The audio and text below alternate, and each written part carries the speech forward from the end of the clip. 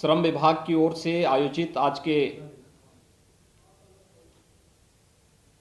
मुख्यमंत्री सामूहिक विवाह कार्यक्रम समारोह में उपस्थित उत्तर प्रदेश सरकार में मेरे वरिष्ठ सहयोगी श्रम और सेवायोजन मंत्री श्री स्वामी प्रसाद मौर्य जी, गाजियाबाद के लोकप्रिय सांसद केंद्रीय मंत्री माननीय general doctor VK Singh ji,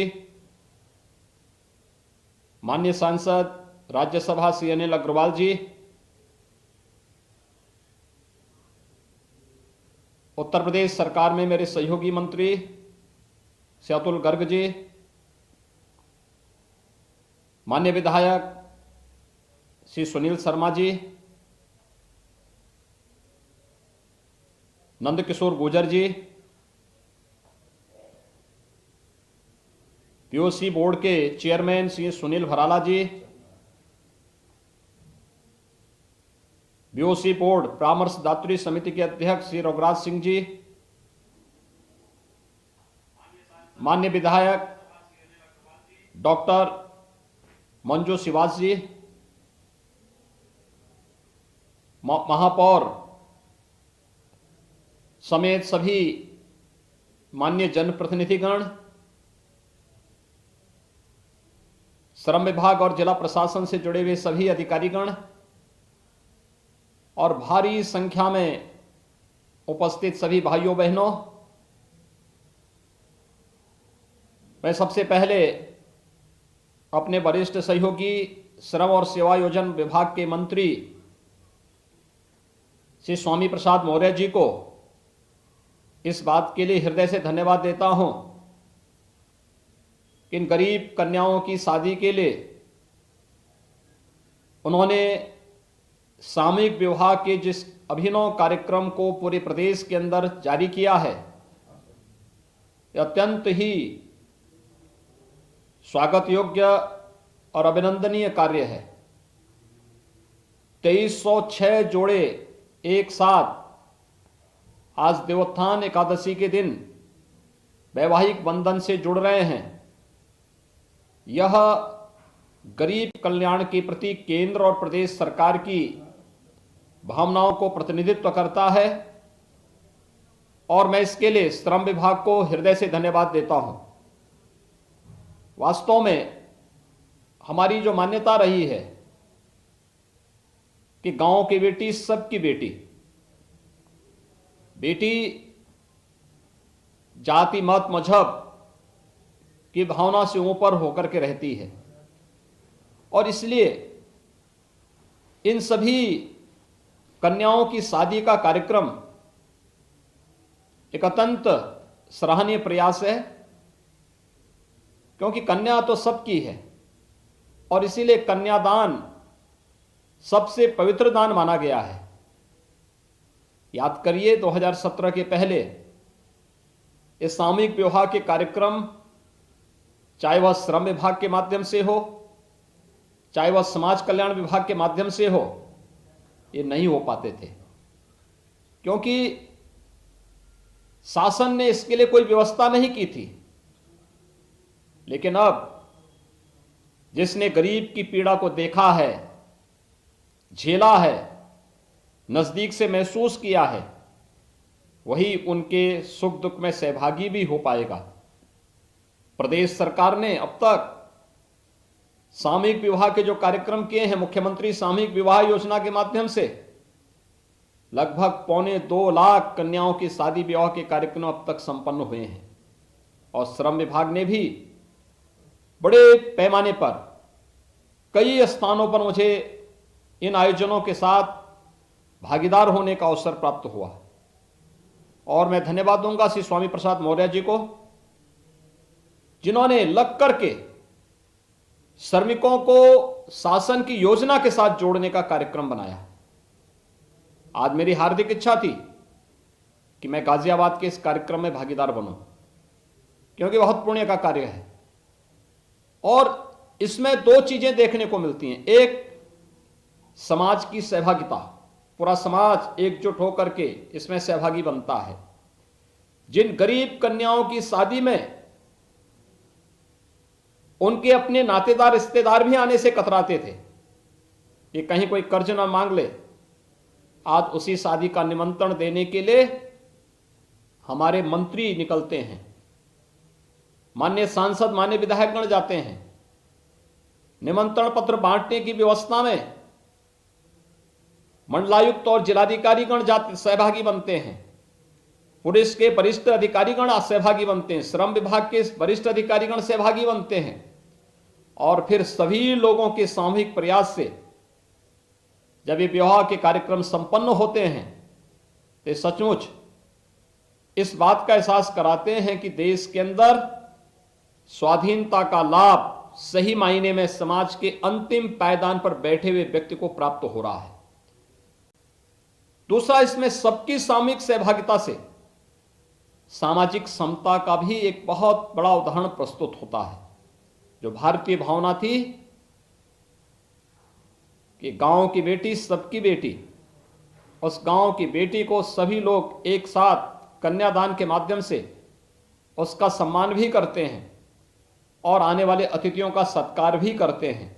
आज का एक कार्यक्रम, सामूहिक विवाह का एक कार्यक्रम, इसमें एक साथ 2306 जोड़े वैवाहिक बंधन से जुड़ रहे हैं।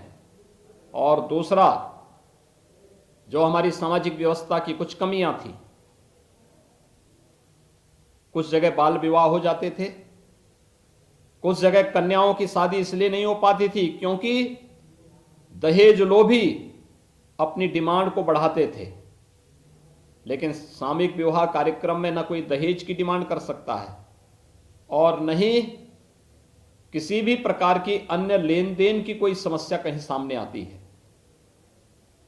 यानी बाल विवाह भी नहीं हो सकता, साथ साथ दहेज की मांग भी कोई नहीं कर सकता।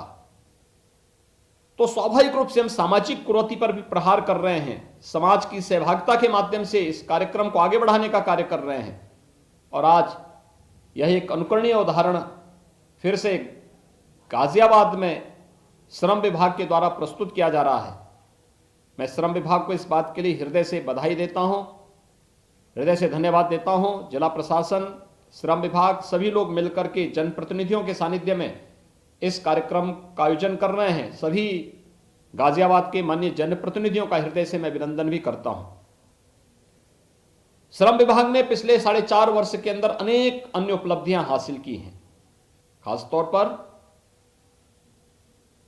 श्रम विभाग में रजिस्टर्ड श्रमिक किस प्रकार से घूमते थे, उनके बच्चे पढ़ाई नहीं कर पाते थे। आज श्रम विभाग के माध्यम से प्रदेश के अंदर 18 कमिश्नरी हेडक्वार्टर में अटल आवासीय विद्यालय बनाए जा रहे हैं। अटल आवासीय विद्यालय जहां पर श्रमिकों के बच्चों को अत्याधुनिक उत्तम शिक्षा का एक आवासीय केंद्र होगा, जहां पर पठन पाठन के साथ साथ तकनीक के साथ साथ उन बच्चों को स्पोर्ट्स और स्किल डेवलपमेंट के साथ भी आगे बढ़ाने का कार्य होगा। एक बड़ा अभियान जोड़ने का प्रयास, और इस अभियान के साथ जोड़ने का जो कार्यक्रम चल रहा है, ये 18 आवासीय विद्यालय जब बनेंगे तो श्रमिकों के बच्चों को तो यहां पे पढ़ाने की व्यवस्था रहेगी ही रहेगी, लेकिन साथ साथ कोरोना कालखंड में जो बच्चे जिन्होंने अपने अभिभावक को, लीगल गार्जियन को खोया है, माता पिता को खोया है, उन बच्चों को भी वहां पे पढ़ाने की व्यवस्था की जाएगी। इसका इंफ्रास्ट्रक्चर राज्य सरकार के स्तर पर खड़ा किया जा रहा है। प्रदेश के अंदर सभी 18 कमिश्नरी में वर्तमान में 18 आवासीय विद्यालय बन रहे हैं। श्रमिकों के बच्चों को उनके शादी विवाह के साथ साथ उनके पढ़ाई के लिए अलग अलग स्तर पर, इससे पहले एक स्कॉलरशिप नहीं मिल पाती थी। आज श्रम विभाग तमाम बच्चे मेडिकल के क्षेत्र में गए हैं, कोई एमबीबीएस की पढ़ाई कर रहा है, कोई बच्चा आईआईटी में भर्ती होकर के वहां पर पढ़ाई कर रहा है, कोई अच्छे इंजीनियरिंग कॉलेज में जाकर के तकनीक की शिक्षा ले रहा है, उच्च शिक्षा के अध्ययन के लिए बड़े प्रतिष्ठित विश्वविद्यालयों में इन बच्चों ने प्रवेश लिया है और इनके फीस की व्यवस्था भी श्रम विभाग करता है। अन्य स्किल डेवलपमेंट के क्षेत्र में भी अनेक कार्यक्रम चल रहे हैं। श्रमिकों के परिवार के बच्चों के लिए अनेक कार्यक्रम संचालित किए जा रहे हैं। और यही नहीं, राज्य सरकार ने एक व्यवस्था की है, केंद्र सरकार ने व्यवस्था की है कि श्रमिक कोई भी हो, वह निवासी हो, प्रवासी हो, हर एक श्रमिक के लिए एक व्यवस्था बनाई गई है कि उस श्रमिक को सरकार या श्रम विभाग, जो श्रम विभाग में रजिस्टर्ड होंगे श्रम विभाग के माध्यम से, और जो रजिस्टर्ड नहीं होंगे उन्हें राज्य सरकार के माध्यम से सामाजिक सुरक्षा की गारंटी की व्यवस्था, 5 लाख रुपए की हर वर्ष स्वास्थ्य बीमा का कवर उन्हें प्रदान करने की व्यवस्था। केंद्र और प्रदेश सरकार तो दे ही रही है, श्रम विभाग भी अपने रजिस्टर्ड श्रमिकों की सुविधा उपलब्ध करवाने का कार्य कर रही है। नेशनल पोर्टेबिलिटी के माध्यम से भी आज हमारा श्रमिक कहीं भी होगा, वह गाजियाबाद में हो, अगर वह गाजीपुर का है और गाजियाबाद में काम कर रहा है, वो अपने राशन कार्ड से अपना खाद्यान्न गाजियाबाद में भी ले सकता है, कोई रोक टोक नहीं। अगर गाजियाबाद का श्रमिक चेन्नई या मुंबई में है तो वह गाजियाबाद में बने हुए राशन कार्ड से चेन्नई और मुंबई में भी राशन की सुविधा प्राप्त कर सकता है। यह नेशनल पोर्टेबिलिटी की सुविधा प्रधानमंत्री मोदी जी ने दी है और कहीं किसी के साथ कोई भेदभाव नहीं। ये तमाम प्रकार की योजनाएं आज जो लागू की जा रही हैं, ये श्रमिकों के उत्थान के साथ साथ वर्तमान में हम सब जान रहे हैं, कोरोना महामारी के दंश से पूरी दुनिया पस्त है, लेकिन हम आभारी हैं प्रधानमंत्री मोदी जी के, जिन्होंने कोरोना कालखंड में जीवन और जीविका को बचाने का कार्य किया। याद करिए, पहले जनता कर्फ्यू पूरे देश की एकता का प्रतीक बना था। इसके बाद प्रधानमंत्री मोदी जी ने कैसे एक एक कदम उठाए, लॉकडाउन के माध्यम से हर एक किसी भी नागरिक को समस्या न हो। प्रधानमंत्री अन्न योजना, जनधन अकाउंट धारी हर एक खातेदार के खाते में स्पेशल पैसे की व्यवस्था करना, वृद्धावस्था पेंशन, दिव्यांगजन पेंशन, निराश्रित महिलाओं के खाते में अतिरिक्त धनराशि उपलब्ध करवाना, किसान सम्मान निधि प्राप्त करने वाले किसानों को भी अतिरिक्त धनराशि देना। राज्य सरकार ने हर श्रमिक को कोरोना कालखंड में जब भी लॉकडाउन लगा या जब भी आंशिक कोरोना कर्फ्यू लगाया गया, उस दौरान उन्हें भरण पोषण की भत्ता की व्यवस्था और फ्री में राशन की व्यवस्था भी कराई। 2020 में 8 महीनों तक, 2021 में 7 महीने तक हर एक व्यक्ति को फ्री में राशन की सुविधा उपलब्ध करवाई गई। और भाइयों बहनों, आज उसी का परिणाम है कि प्रधानमंत्री मोदी जी ने 2021 में मई से लेकर के नवंबर तक, यानी होली से दीपावली तक मुफ्त में राशन हर एक गरीब को देने की जो व्यवस्था की, राज्य सरकार ने उसी का अनुपालन करते हुए व्यवस्था की कि दीपावली से लेकर के होली तक राज्य सरकार हर एक व्यक्ति को फ्री में राशन देगी। राशन के साथ साथ 1 किलो दाल, 1 किलो खाद्य तेल, 1 किलो नमक और अंत्योदय परिवार के लोगों को 1 किलो चीनी भी उपलब्ध करवाने का कार्य करेगी। यह सरकार की लोक कल्याणकारी योजनाओं का हिस्सा है और यही कारण है फ्री में टेस्ट, फ्री में उपचार, फ्री में अन्न की योजना और फ्री में वैक्सीन। सबको वैक्सीन के लक्ष्य को भी प्रधानमंत्री मोदी जी ने आज पूरे उसके साथ इसे प्राप्त किया है। और उन सभी कार्यक्रमों को हम लोगों को कैसे इन चीजों को हम आगे बढ़ा रहे हैं, यह सभी कार्य आज वहां देखने को मिल रहा है। भाइयों बहनों, हम सबको इस बारे में देखना होगा उत्तर प्रदेश ने कल 14 करोड़ से अधिक लोगों को कोरोना का वैक्सीन दे दिया है। यहां पर हमारे तमाम हजारों की संख्या में श्रमिक परिवार, उनके परिवार के लोग, भारतीय जनता पार्टी के कार्यकर्ता, श्रम विभाग से जुड़े हुए तमाम अन्य लोग उपस्थित हुए हैं। मेरे इन सब से अनुरोध होगा कि आप सभी लोग जिन्होंने वैक्सीन नहीं लिया है, ये फ्री में वैक्सीन है, प्रधानमंत्री मोदी जी की ओर से फ्री में वैक्सीन है, आप वैक्सीन जरूर लीजिए। इस महामारी से बचाव का सर्वोत्तम उपाय है, यह हमें एक सुरक्षा कवच देता है। हमें वैक्सीन जरूर ले और उस वैक्सीन को जहां भी आपके नजदीक के सेंटर हैं, उस नजदीक के सेंटर में जाकर के अगर हम वैक्सीन लेंगे तो सचमुच कोरोना के खिलाफ देश की लड़ाई को आगे बढ़ाने में हमें मदद मिलेगी।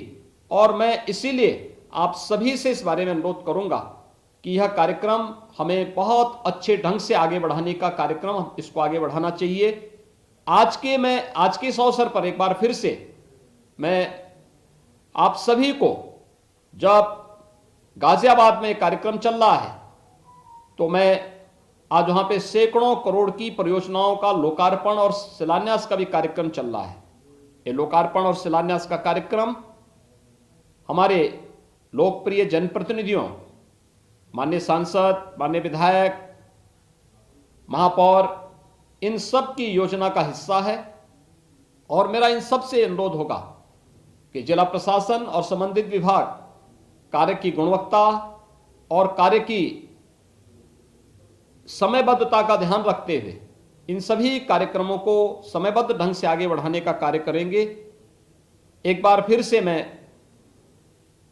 2306 जोड़े सामूहिक विवाह के एक साथ संपन्न होने के लिए आप सभी को हृदय से बधाई देता हूं।